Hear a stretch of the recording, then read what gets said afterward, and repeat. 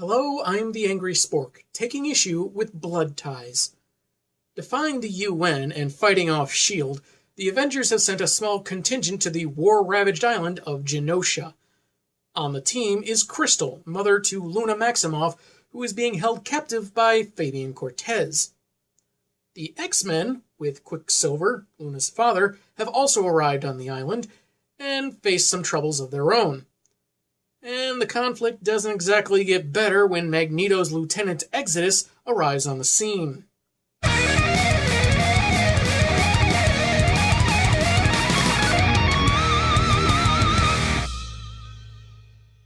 We continue with Avengers West Coast number 101, written by Roy Thomas with art by Dave Ross, Tim Zahn, and Bob Sharon. The cover features Exodus grappling with War Machine against a white backdrop, while a sidebar shows the heads of Captain America, Beast, and two characters who have contributed nothing to the story so far, Gambit and Spider-Woman, who I don't think was even part of the Genoshan strike team, so I don't know what they're teasing here. We open to a splash page of Hawkeye slamming open a door with the UN's logo on it, Vision and Spider-Woman following behind. "Alright, people, let's get down to cases!" I have never heard that particular phrasing before. Down to business, or brass tacks, sure, but down to cases? Maybe it's a regional thing from one of the writers. Or maybe Hawkeye's just weird. On a 2-page spread, Barton and more Avengers are surrounded by armed and armored security. Giant Man suggests more tact than Clint is displaying, and Hercules agrees, but the Archer doesn't seem to change his tune. "Let's talk turkey about this Genosha business." Sorry if that confused you, Ambassador from Turkey. However, the UN Security Council was just in the middle of an emergency session, and reminds the team that they are responsible to the UN, not the other way around. Though I wonder why no one's asked how a group of colorfully costumed people managed to get in without raising any kind of alarm or ruckus. Hawkeye calls them out for sending S.H.I.E.L.D. after them, while letting the deaths in Genosha go on as an internal conflict, citing the real-life siege of Sarajevo, which, at the time of this comic's printing, was already a year and a half into its eventual 3-year, 10-month span. It's not a conflict I'm particularly familiar with, so I've put a link in the description to the Wikipedia page if you're interested. Sure, you could Google it yourself, but chances are there are a slew of strangely convincing websites with conspiracy nonsense and complete lack of evidence, so why waste precious seconds on any of that?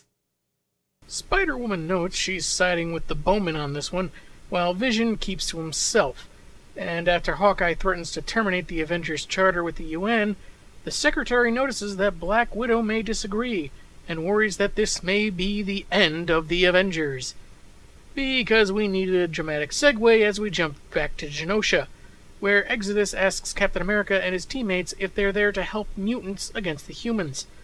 But the group doesn't know who the mulleted menace is, or why he felt it necessary to turn people into cinders instead of merely incapacitating them. Then Crystal starts asking about the whereabouts of her child, and this isn't what the servitor of Lord Magnus wants to hear right now, especially after his dramatic and deadly introduction, so he decides to leave. Since, there's just no reasoning with humans or corrupted mutants. Crystal tries using her elemental powers to stop him, but is knocked back, described by Cersei in such a way that reads like something you'd hear from a 1980s G.I. Joe toy commercial. Even Crystal's elemental powers were no match for his psionic eye blasts. Scarlet Witch says the Acolyte should be building bridges with humanity, but is merely shrugged off before War Machine confronts the villain. Exodus vocally justifies his previous murders, Rhodes at first telling him how wrong he is, but stops before getting too worked up, remembering that there's just no reasoning with racists. Does that make Exodus an internet troll? As their battle intensifies above, humans and mutates regroup on the ground, noted by Wanda as caring more about butchering each other than the presence of the Avengers. A gas main explodes, Cap and Black Knight are trying their best to be non-lethal, but the citizens seem determined to destroy themselves. Cersei has gotten Crystal back on her feet, who options to take care of the crowd herself. She, I guess according to Cap, brings down a sea from the sky, apparently also pulling a Moses and parting it, keeping the two sides apart. Though the art makes it seem a bit more like it's just wind, that and the whoosh sound effect. But hey, it's blue, so water. Chris just wants to get to Luna. I just want my kids back. And heads out on her own. Except that Wanda decides to tag along. Cap and Dane can handle things, and there doesn't seem to be much they can do to affect the outcome of War Machine's fight with Exodus, though her inner monologue indicates she wants to keep Crystal from killing anyone. Well, when you consider that Wanda's powers are often described as altering probability fields, Crystal's own elemental abilities, and that just moments ago Cersei was concerned that the two groups were about to overwhelm Black Knight and Steve, you'd think that there's plenty they could do in that battle. On the other hand, you can't really blame Crystal for having a one-track mind when that track is called Missing Child. And remember how U.S. agent hitched a ride on Professor X's secret mission? Well, unceremoniously, that's been revealed to Chuck off-panel. But Beast doesn't like the idea of a non-mutant tagging along. Charles notes how he sounds like the misguided souls they've previously encountered, equating species pride with innate superiority, but no explanation as to why Beast would say that in the first place. While I haven't read all the X-Men comics, those that I have that have featured Hank McCoy have always shown him being much smarter than to think like this. If he was concerned about a human superhero causing tension in a given situation merely by being present, I guess you could see it that way, but it would also be nonsense because they're there to help a group of mutates and humans. But we get no context as to why Beast is talking with such closeted prejudice. Not that Agent seems to care. After an exchange about homonyms that, to me, kind of falls flat, U.S. Agent and Beast bust down a wall revealing a prison of hundreds of mutates cramped together, which Chuck likens to World War II atrocities, and appropriately so. As for why they aren't busting out using their powers, that is elucidated by the flash grenade entrance of the Magistrate Elite. Context for them later, maybe, as we jump to the X-Men battling Cortez's Unforgiven. Jean is hit with an energy blast that makes her lose her concentration to keep levitating, and is about to be cut up if not for a certain Cajun's intervention. And I guess they thought they were being clever with this bit of dialogue that reminds us his name is Gambit. But it just comes off as unnatural to me. Anyway, Remy does his thing, only to be hit by Skelter's null grav ray, sending him skyward while throwing an old-school Honeymooners reference. Rogue manages to catch him before he leaves the atmosphere, fortunately not bad hurt by a blast from earlier, which seems less like Remy's dialect and just terrible grammar in general. Ororo hits Skelter and Scythe with storm bursts, which just look like lightning, but whatever, and checks in on Jean. Turns out it wasn't the attack that made her fall, but having made a psychic lock on Luna Maximoff, which she's been trying to maintain. With the last of the goons taken down, Psyche confronts their president, but he starts falling like a bad souffle, as he's really a shapeshifter in their leader's place, which really makes that earlier scene of him wanting everyone to die all that more confusing. Though, since Cortez can apparently hear them anyway, maybe through a listening device, I don't know, they never say, Scott promises to bring the conflict to Cortez's door and down his throat. I'm sure if Wolverine were there, his vote would have been the proctology route. Meanwhile, in the wild blue yonder, which is actually glowing rather redly just now. Actually, it looks more pink, and if it's red over blue, shouldn't it be purple? Well, Rhodey is trying to find a way through Exodus's defenses when the mutant begins gloating about being of the superior species, meant to be a master, while other lesser beings are meant to be slaves. That's when Rhodes loses it and goes full battering ram, which makes you wonder if Exodus would have said those things if he knew what War Machine looked like under that helmet. You are an insect, a creature of inferior stock, At best, you should be grateful to so much as be a servant to your genetic superiors. I didn't mean it like that. I mean, all humans are inferior to mutants. I mean, not that you're any more or less inferior than white humans. I loved Black Panther. Actually, Jim played right into Exodus's hands, getting close enough to use a psionic attack intended to leave him a vegetable. And War Machine falls engulfed in a strange aura. But then arrives a new challenger, not merely human, but the eternal Circe, who's leaking kryptonite from her eyes. Bringing that issue to a close. We've seen the fighting progress, but not much else, and sometimes the art could get a little indistinct with some details. There were moments where the dialogue was either silly or just out of character, though I couldn't tell if that was true of U.S. Agent because I haven't seen that he has much of a personality yet. We continue the review with Uncanny X-Men number 307. Written by Scott Lobdell, with art by John Romita Jr., Dan Green, and the colorist team of Buccellato and Somers, the cover has Rhodey's dance partner seemingly rising from a pillar of flames from the ground. On his left is Cortez clutching Luna, and to his right are the girl's parents alongside Jean Grey and Wanda. And men have named him Exodus, which is why he got beat up so much at school. We open to a splash page of Charles Xavier shielding a bandage-wrapped child from blaster fire, swearing not to let him be killed. Narration details the original plan of being part of a peace envoy to war-ravaged Genosha, but Baldy had plans of his own. This is what you get for not using Travelocity, or Travago, or Priceline, whichever one of them will pay me for an endorsement. On yet another two-page spread, Beast and U.S. Agent are fighting the Magistrate Elite, while one of the soldiers, can't really tell which one because, again, they forgot the tail to a speech bubble, tries rationalizing the concentration camp as a means of preventing the spread of disease that currently seems exclusive to mutates. But given the dialogue, there seems to be a paranoia about it spreading to humans.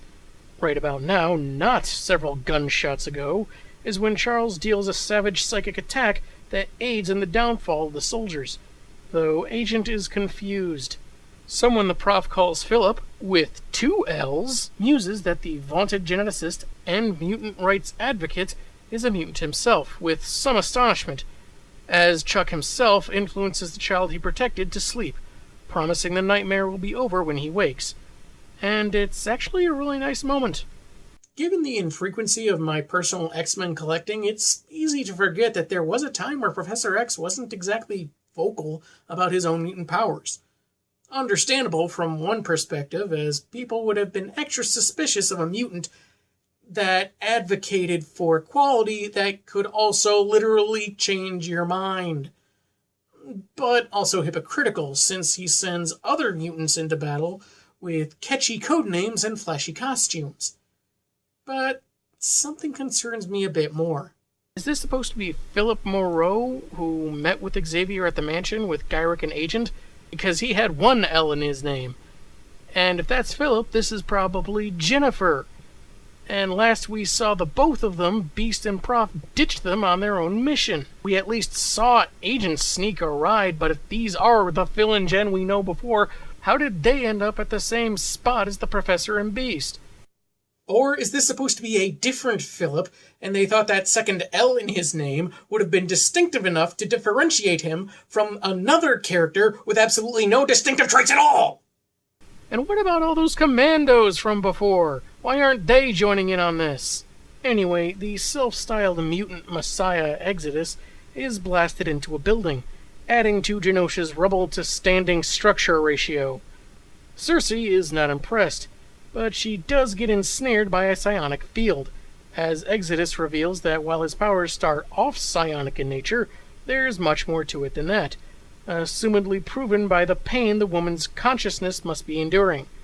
She calls him an overpowered amateur, and he apparently takes offense, spouting off more about his alleged superiority and causing a massive explosion that you have to turn the comic on its side to continue reading.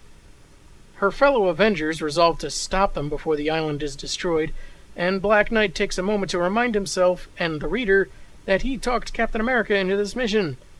The horizontal reading continues on the next page, where we're back at the UN gathering, where Chairwoman Black Widow announces the order to withdraw active Avengers from Genosha and apologizes for defying the UN. She then turns it into a kind of backhanded speech, saying the Avengers won't be a party to politics of cowardice. I could see why the comic was turned on its side for that earlier explosion, to give a better sense of distance and impact to the surrounding areas.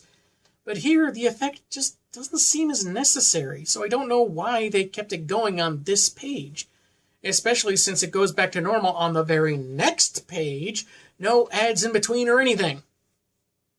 As the assembly listens, Natasha continues that she won't apologize, save, perhaps, to all Avengers for losing sight of why they do what they do.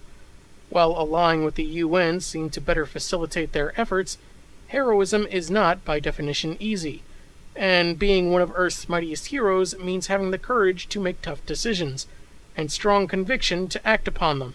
She officially ends the Avengers Charter with the UN, and the team leaves. Though Spider-Woman stops Hawkeye in mid-gloat, the Archer takes solace in how, despite previous disagreements with the team, he knows they've done the right thing today. I can't pinpoint what it is exactly, but I don't find myself overly gripped by Black Widow's speech here. Sure, it's nice to see her tell off the UN for not letting superheroes superhero, but there seems to be a level of vagueness to her words that seem to lose traction for me. That, and they seem to hint that Widow would disagree with Hawkeye, but if that were the case, why agree with him now? There was never an indication of internal struggle for the spy. Back in Genosha, narration details that the world once saw the green and pleasant land as an ideal, until it was revealed its facade was held up by mutate slaves. A year after helping liberate them, the X-Men are back fighting the formerly oppressed people as they force their way into a building and start freeing human captives. They're happy to be free, but not so thrilled to be saved by mutants. After mentioning Jean and Quicksilver splitting off-panel, but not why, Cyclops enters a room of dead bodies. It's a somber, quiet moment as Scott Summers mourns the massive deaths due to happenstance of birth, trying to take some solace from Iceman's point that they've managed to save many other people today. That's gotta count for something, right? Yeah, Bobby. For something. I must say, I much prefer this Cyclops to the one of recent years who killed Professor X without regret, more or less cheated on his wife, and did a slew of other things that I've heard have basically killed his character.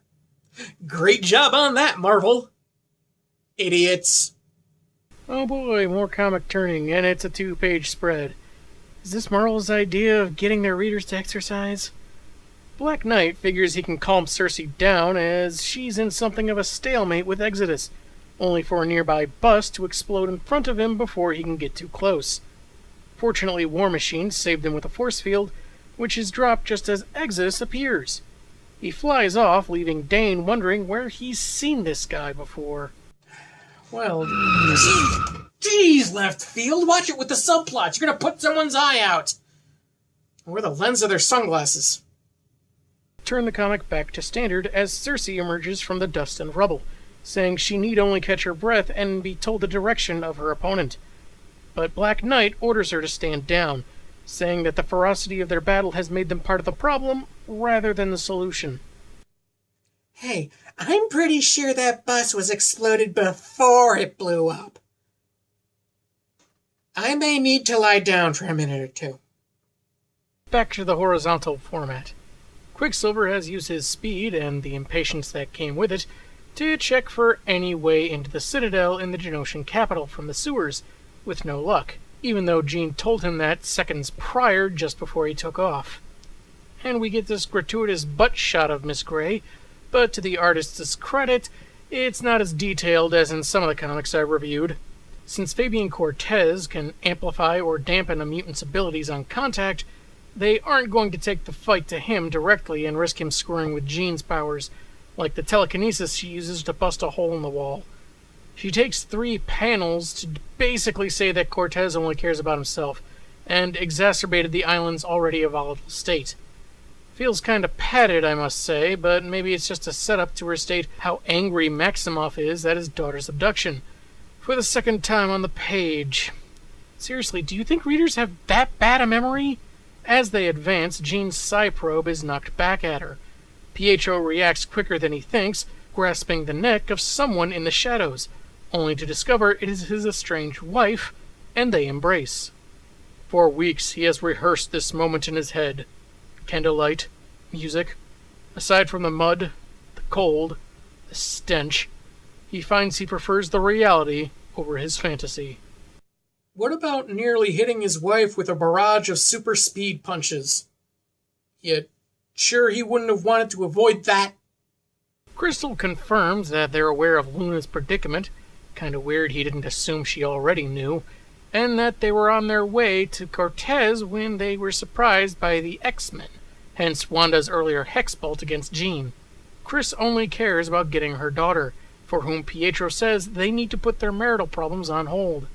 And wouldn't you know it, that's when a haggard-looking Cortez lurks out of the shadows.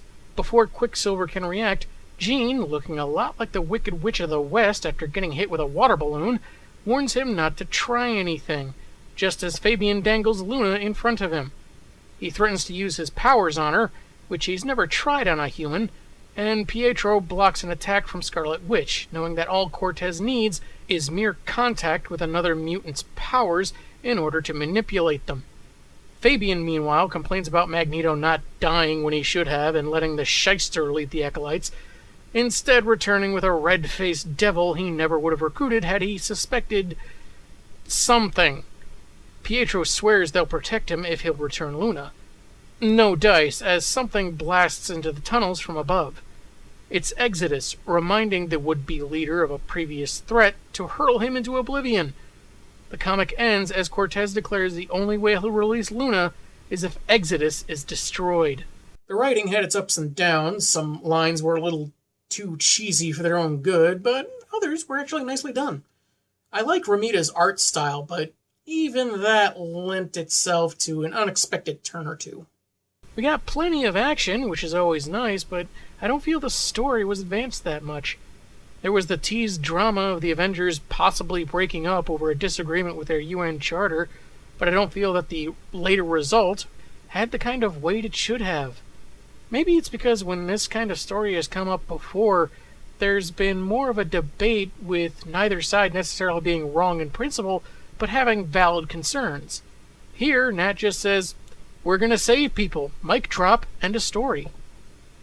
And if Cortez can affect the powers of other mutants, even if they just so much as use their powers on him from a distance, why is he so frightened of Exodus? Tune in next week and we may find out that answer. I'm the Angry Spork, and man, have I got issues.